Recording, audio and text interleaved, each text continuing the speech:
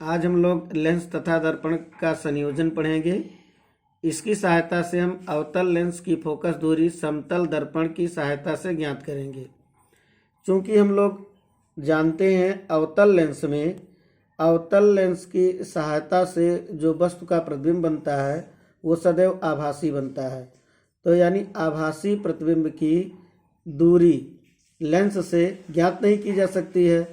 तो अवतल लेंस की फोकस दूरी एफ ज्ञात करने के लिए हमको यू और बी यानी दोनों दूरियां पता होना चाहिए।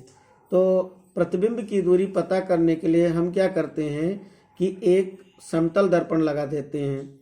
अब समतल दर्पण की विशेषता क्या होती है कि समतल दर्पण के सामने वस्तु जितनी दूरी पर होती है उसका प्रतिबिंब समतल दर्पण से पीछे उतनी ही दूरी पर प्राप्त होता है।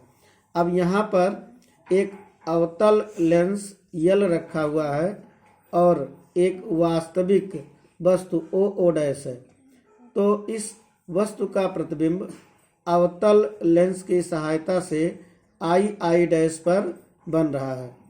तो आई डैश चूँकि आभासी प्रतिबिंब है तो ऐसी स्थिति में बी दूरी हम ज्ञात नहीं कर सकते हैं। तो बी दूरी ज्ञात करने के लिए हम क्या करेंगे, एक समतल दर्पण लगा देंगे।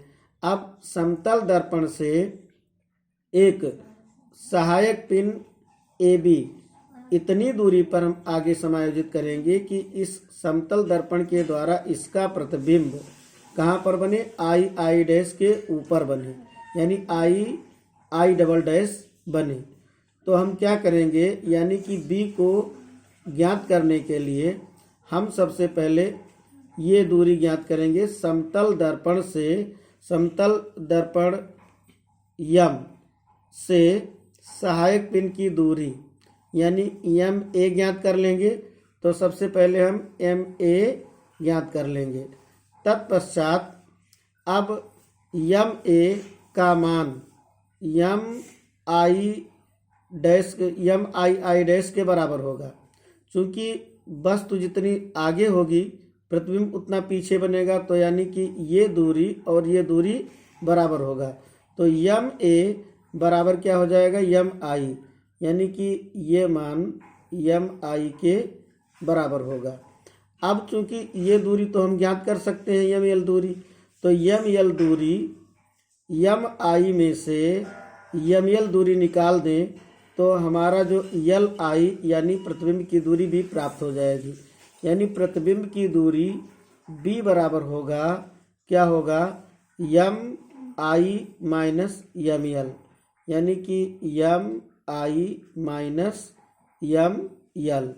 तो प्रतिबिंब की दूरी बी बराबर, अब चूंकि हम ये जानते हैं यम आई बराबर कितना है, यम ए के, तो यहाँ पर यम ए का मान हम यम आई के स्थान पर यम ए रख देंगे और माइनस यम एल।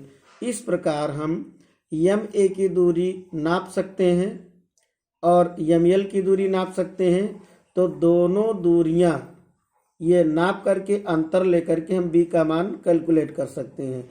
और चूंकि ये जो वस्तु है और अवतल लेंस है इसके बीच की दूरी कितना है, यू है। तो इस तरह हम अवतल लेंस की फोकस दूरी एफ बराबर यू बी बटा यू माइनस बी की सहायता से ज्ञात कर सकते हैं। इस तरह हमने देखा लेंस तथा दर्पण के संयोजन की सहायता से अवतल लेंस की फोकस दूरी समतल दर्पण की सहायता से हम आसानी से ज्ञात कर सकते हैं।